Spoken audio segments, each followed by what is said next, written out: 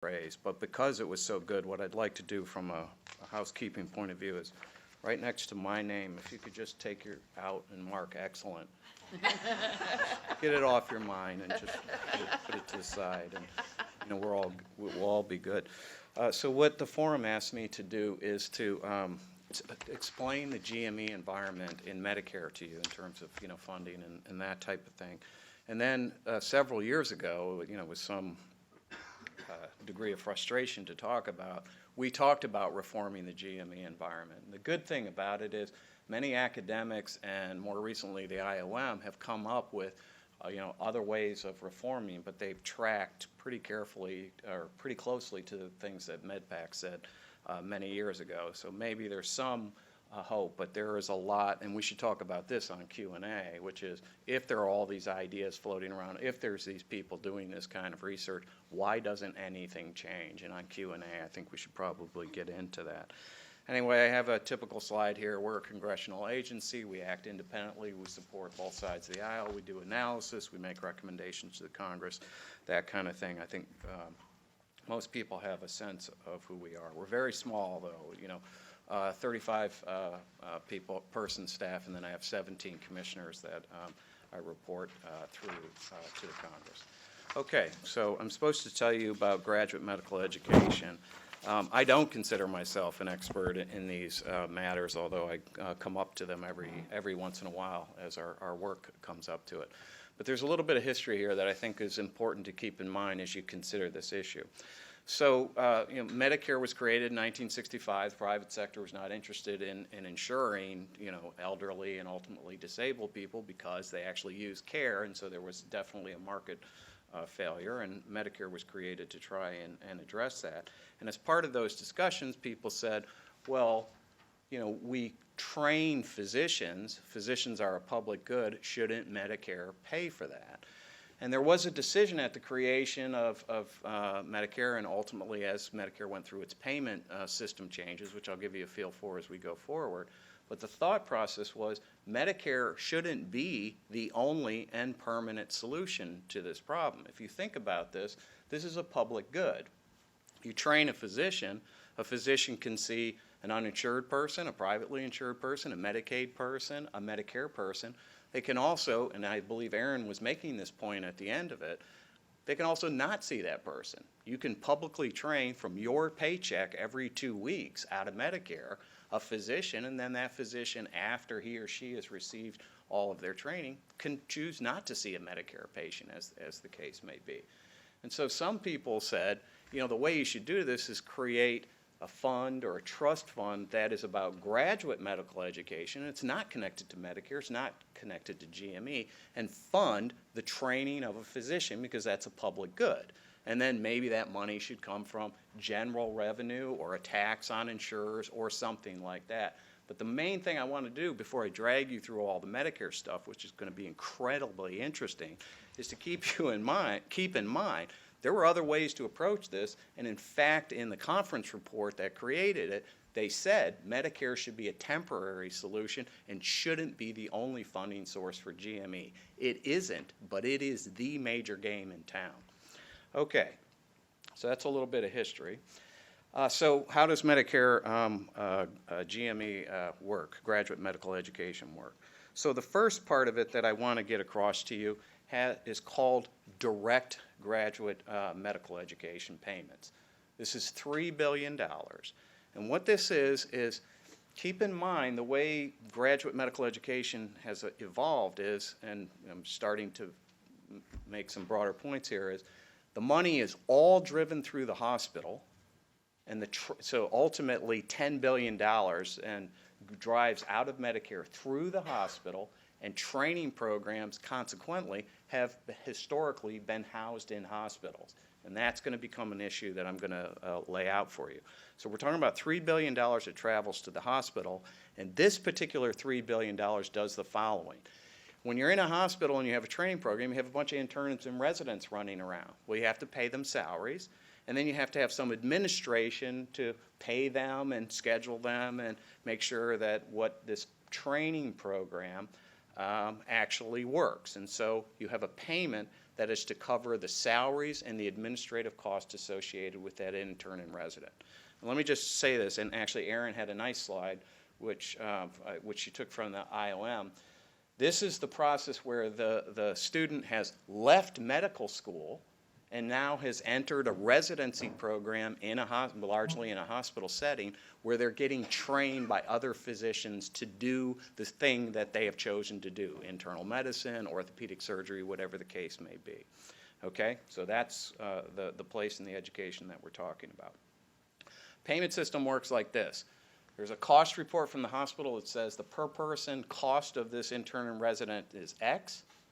There's a set of factors that you adjust that by based on whether the person is full-time or part-time. That's really determined by how long their residency program is. So if I have a four-year residency program, I am full-time for that 4 years. But if my residency program goes beyond 5 years, I'm full-time for that 5 years and then considered part-time for the remainder. So if I had a 7-year residency program, I would be considered part-time. So you have a dollar figure, you adjust by whether the person is full-time or part-time in any given year, and then you adjust that payment further by what proportion of the days in the hospital are Medicare versus total. And so in a sense you're saying, I'm calculating how much it costs to support this resident, and then I'm adjusting it for their full or part-time status and how much Medicare represents in that hospital. And on net, $3 billion is spent this way through the hospital, to the hospital. Okay? Everybody with me? Like I said, it's going to be really interesting. Okay, then there's a second concept called indirect medical education, and it works like this. So here's the intuition, if you will. It says, you know, if you teach someone, there's a certain inefficiency or cost to that. And I don't mean that in a pejorative way. If your boss came to you and said, for the next 2 weeks, I want you to train somebody to do your job, you would be a bit less efficient at your job. You would be telling them why they do things. You would be showing them where to go and get information to do it. There would be a certain loss there in terms of you sort of trying to teach that person to do things. And the intuition was, well, if you're running a hospital and you don't have a teaching program, you might have one cost. But if you're running a teaching program, then that would add cost. And if you do an empirical analysis and kind of try to explain cost variation across hospitals, it turns out there is truth to that statement. And so the decision was made, and this is not a really good decision. The decision was made to say there will be an increased payment for every admission in a teaching hospital. There's about 1,000 teaching hospitals, 200 to 300 major teaching. The rest of them are called, other teaching or minor teaching. They don't like being referred to as minor, just mention that. But have smaller teaching programs. And so every time an admission occurs in any of these teaching hospitals, Medicare is paying on average $11,000 or $12,000 per admission, but there's an add-on in the teaching hospital. And these add-ons can be big. If you have a large teaching program, this can be a 30% add-on to every admission that occurs in your hospital. And the way the formula works is you have an intern and resident to bed ratio, and then you have a multiplicative factor that says, here's how much I'm going to adjust each of your admissions based on the size of your teaching program. This is the big money. This is $6 to $7 billion. This is the money people track on very carefully. So $6.5 billion here. Now, it turns out that IME payments are set too high. And there's a couple of reasons for this. So in 1983, Medicare shifted from a charge and cost-based payment system to a prospective payment system, which is a session in itself. You're just going to have to trust me. We're going to move on. And in part of that, it said, okay, I'm going to do this adjuster and this payment adjuster that I just went through with you. The empirical analysis suggested an add-on of about 6%. But at the time the legislation passed, it was arbitrarily doubled. And so basically, if the analysis said add this much on, twice that was added to it. Over many years, the legislation has kind of come back in and tried to lower that, and from 11.8 to about 5.5, which is what the current multiplier is. But we, in the meantime, have several times re-estimated what that additional cost is, And we believe the factor is still overstated by half. It's now 2.2%. So we think that of the $6 or $7 billion, about half of that is not justified by the additional costs that the hospital is incurring. Now, let me just check my slide here. What hospitals will say is, teaching hospitals will say is, they've not disputed this particular number, but what they'll say is, actually, what this money is for is my patients are more severe. And so you will hear this argument. What I want you to understand is in about 2008, we also did some work on severity. We recommended changes to the payment system to pay more accurately for more severe patients. Those payments that was implemented. The teaching hospitals benefited from that change, and yet they are still getting this add-on. So you should be aware, because you will hear that argument. Moving on. This is a summary slide. So I've told you about direct GME, about $3 billion. This is to pay the resident's salary and the administrative costs. You have $6.5 billion on this indirect medical education concept, the cost of having teaching while you're trying to provide care. We think about about half of it is justified. The other half is not justified. I'm going to great pains to point out this number because that extra $3.5 billion is going to come back into the talk in just a minute, okay?